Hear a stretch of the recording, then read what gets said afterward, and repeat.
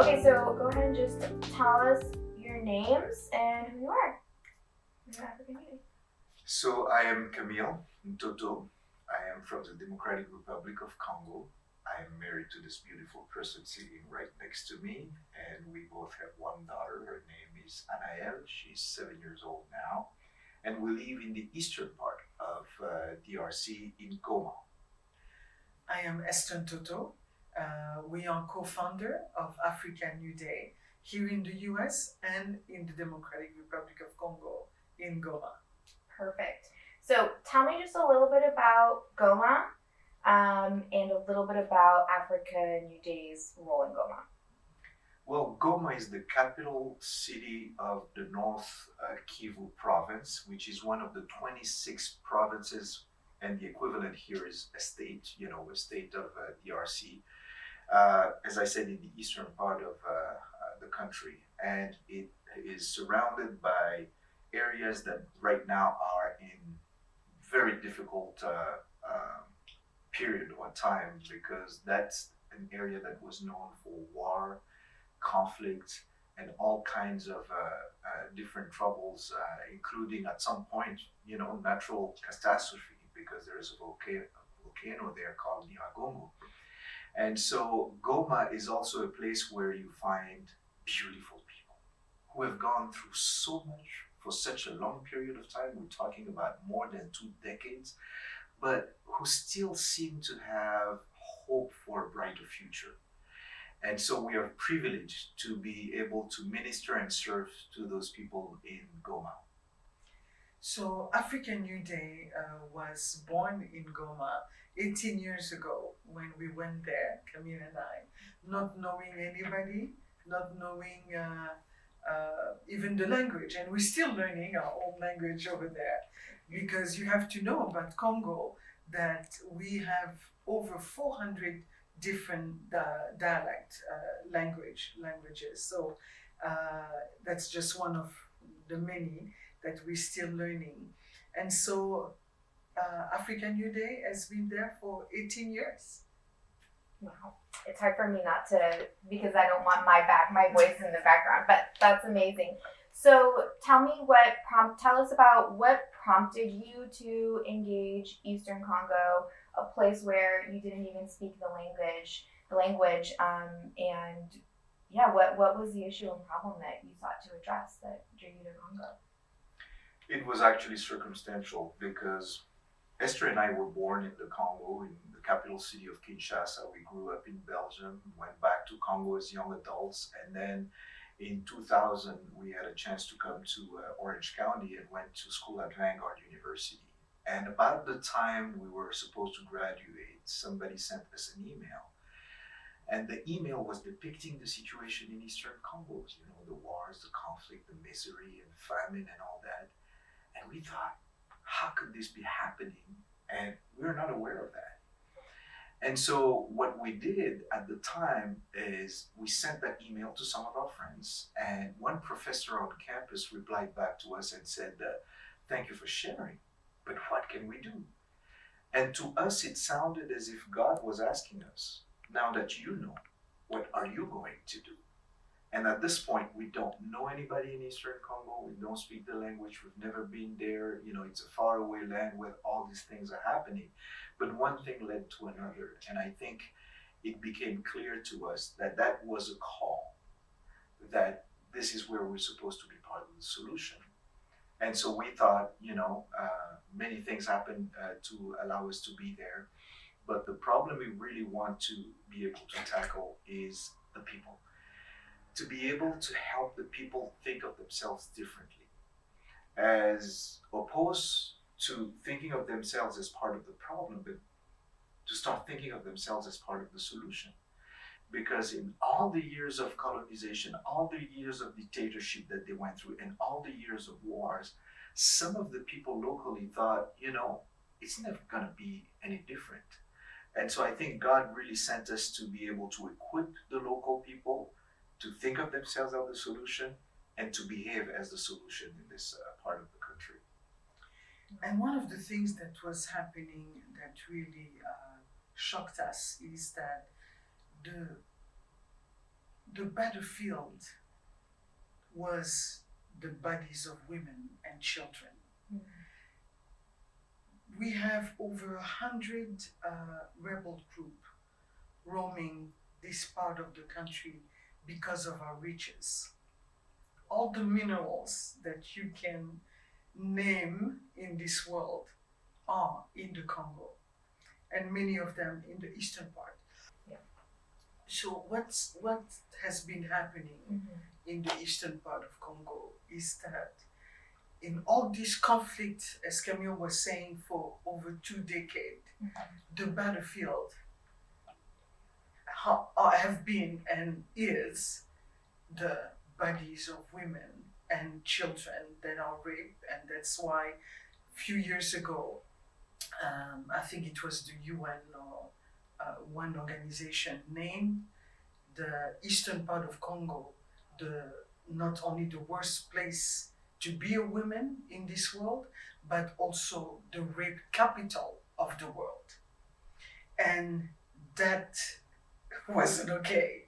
And that's what grabs our heart and made us to realize we need to be a solution.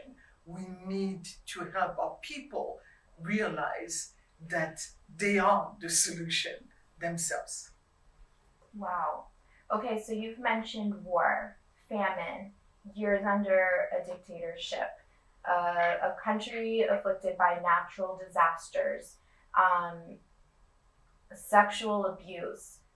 How did you two then arrive and even begin to address any of these issues? What was the first step that you did? How did you even begin to step into such a difficult place and begin to think about what it would look like to offer hope?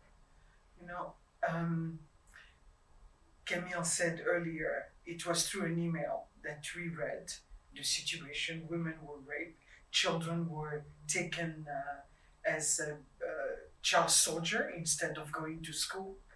And so you get there, and that was an email, but when you get there, the reality is also worse than what you read.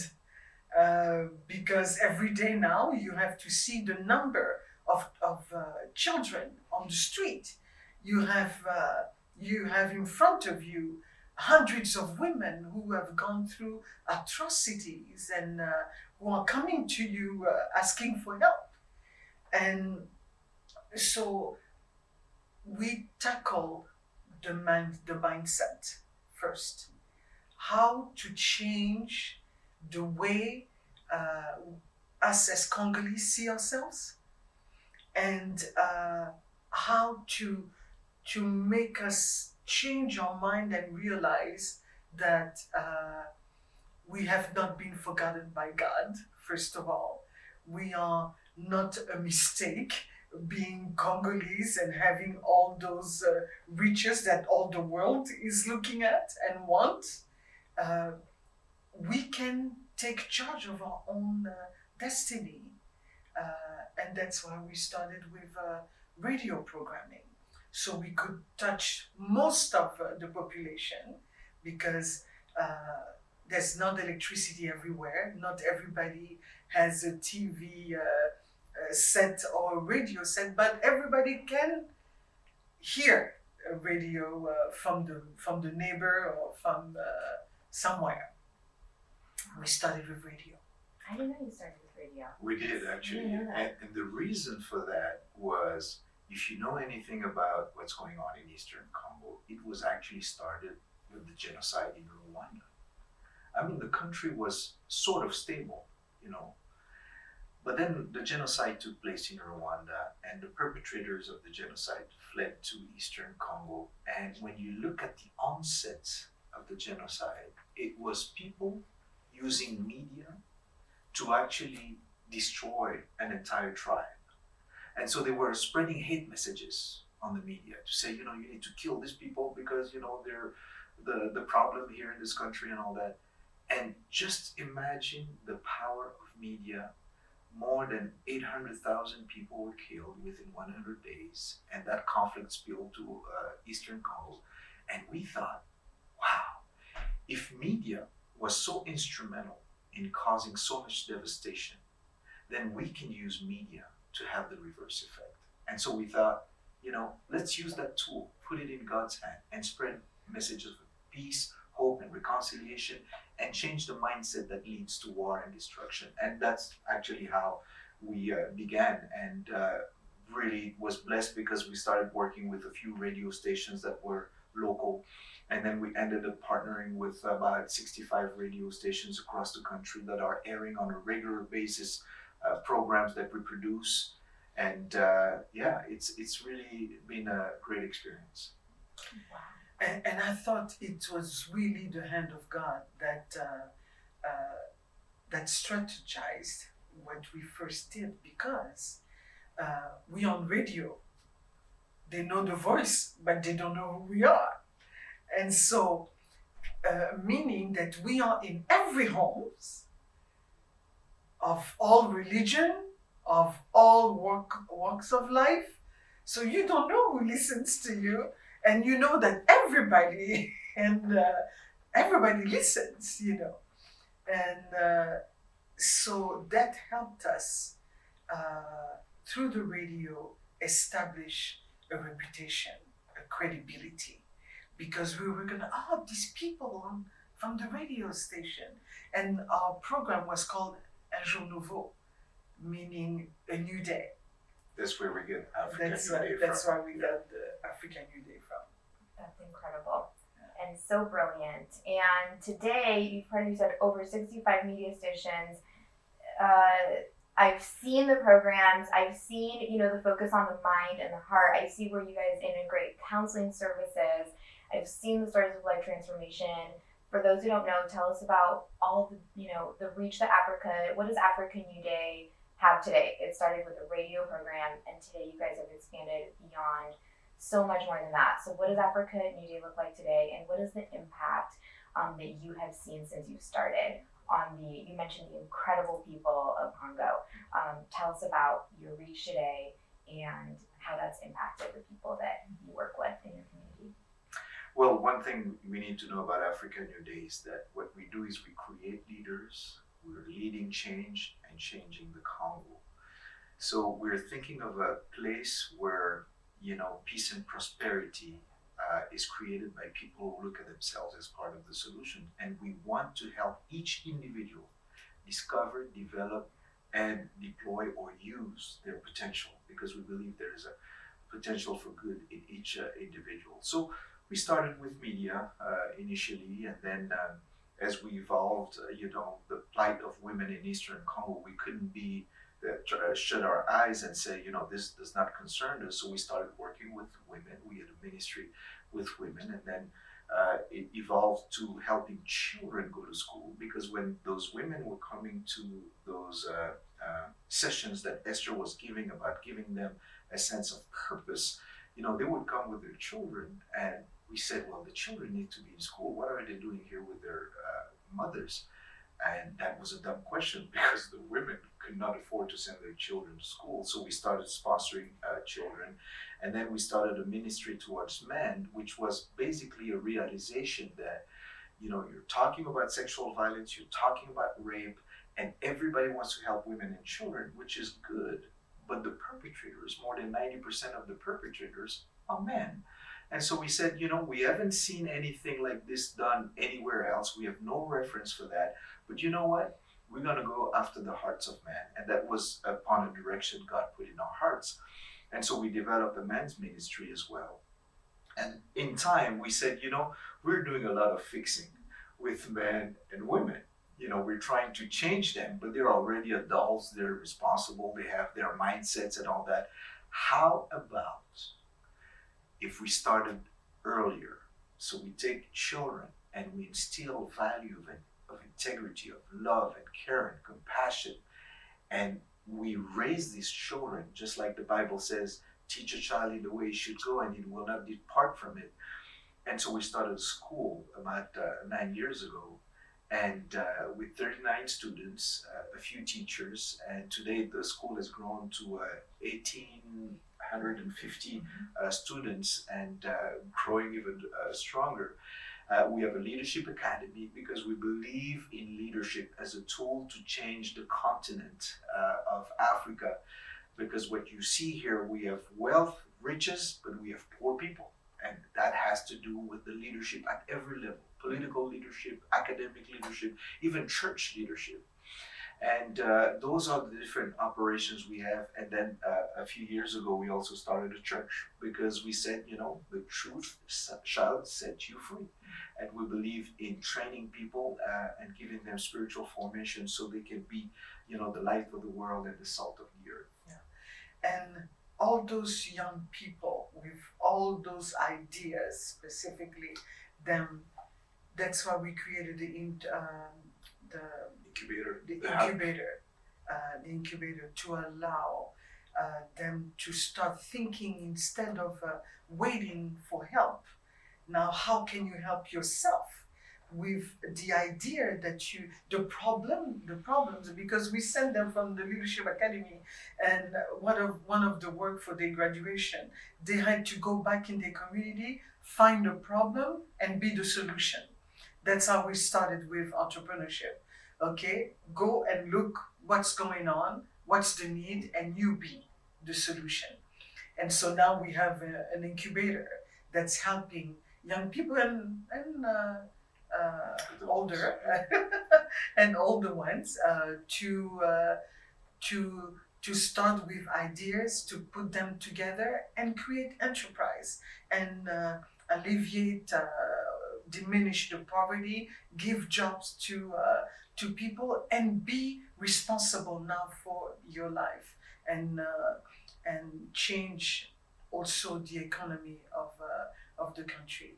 So and now coming this 2024, we are launching something that I'm so excited about. We started with radio, now we're going to start with television.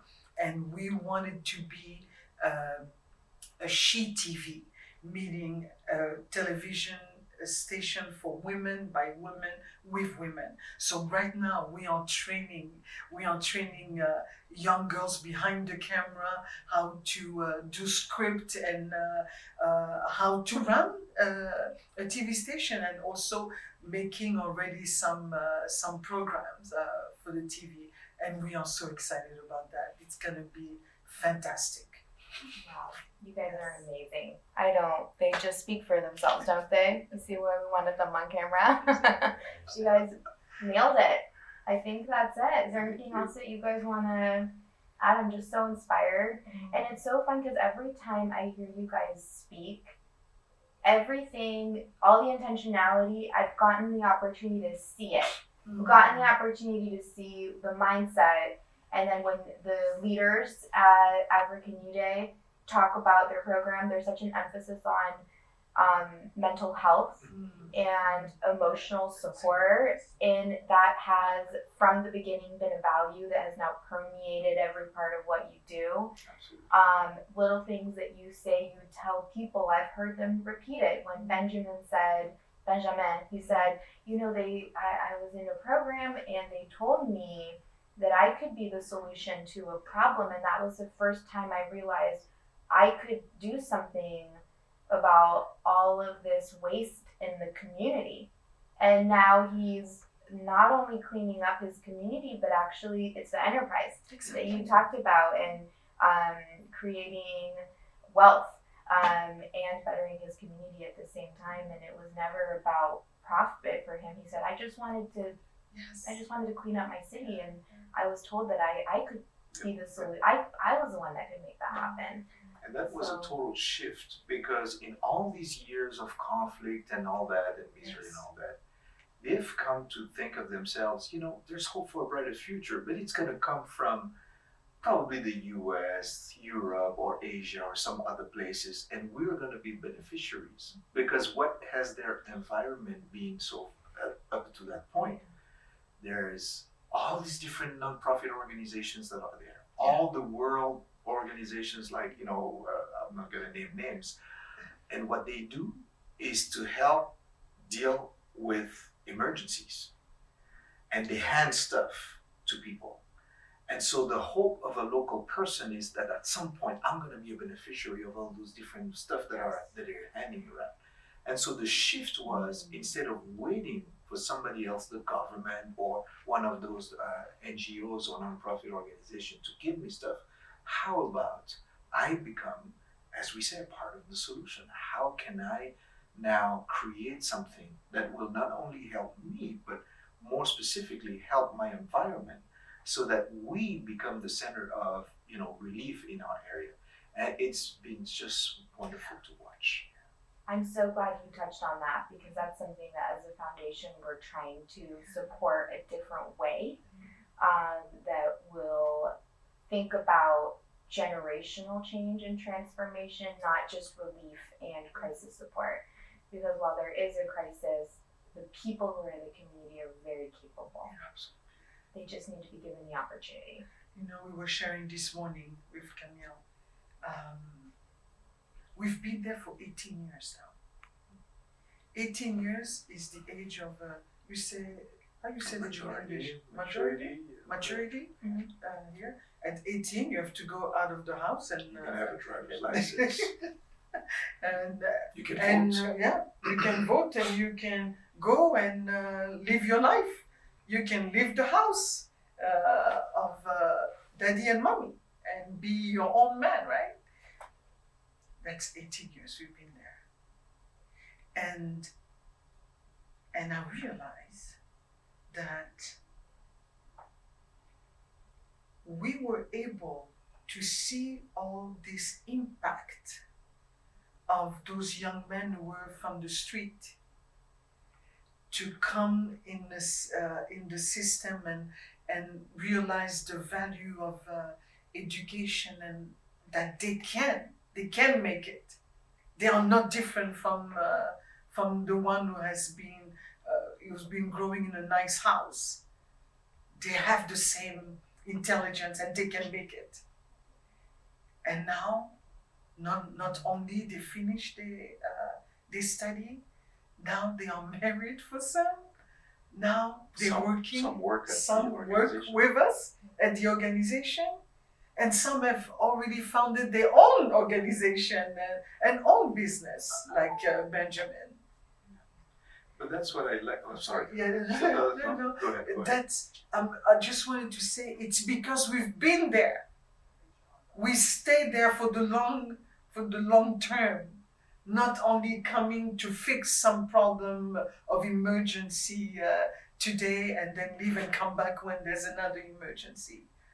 But we've been there. They could count on us. They could come back, run away because of a problem and come back. We're still there. We're still there. They have a repère. They have a reference, a point of contact. I can always come to African New Day. I was just going to mention, when you talked about the foundation and Brave Court, I mean, that's one of the things that really excites me, that, as a foundation, you looked at the description of Eastern Congo, and you could have said, like most entities say, it's just too overwhelming. I mean, 8 million people, that have died, and all this situation, it's just too chaotic. What do you want to do? But I think as a foundation, you were able to see the hope, because it's in the darkest place that the light shines brighter. And that's, in hindsight, after 18 years, graduating from Orange County here and thinking maybe God's going to send us to Hawaii or some nice place in the world, and He's sending us to the most unstable place in the world. But that's where you can actually have the greatest impact. And I want to thank, the foundation for coming alongside and help be part of the support to make a difference in one of the most dangerous places in the world. And we help in different ways. We are there physically because people like you allow us to be there, to stick there for the past 18 years, and I hope 18 more years. it's because of people like you,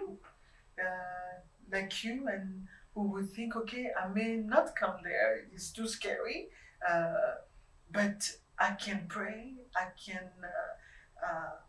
can assist with my gift, with my talent, and now we are in a world where Zoom exists and all those social media exist. You can train us from afar, and you can give us. We can share our competence, skills. So it's just amazing all the support that we get from America, especially. And Well, thanks to you.